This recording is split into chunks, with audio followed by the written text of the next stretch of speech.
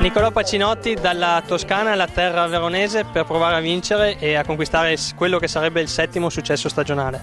Sì, sono qui per fare una bella corsa, subito sono andato a visionare il percorso, ci sono vari tratti di salita molto dura e qui tenterò di fare una buona corsa.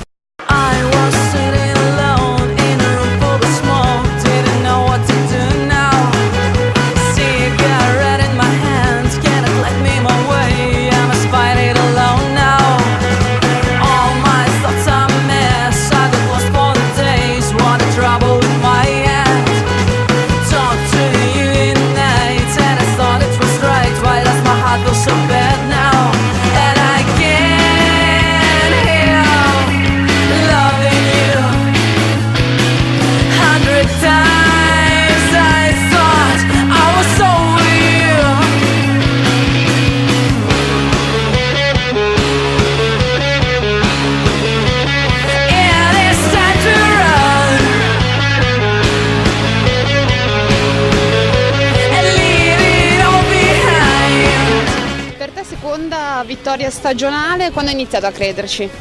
Subito, quando siamo usciti in 5 a 5 km all'arrivo, ci credevo e volevo arrivare all'arrivo e fare la volata. Sapevo che nei 5 ero il più veloce e ci ho creduto fino alla fine.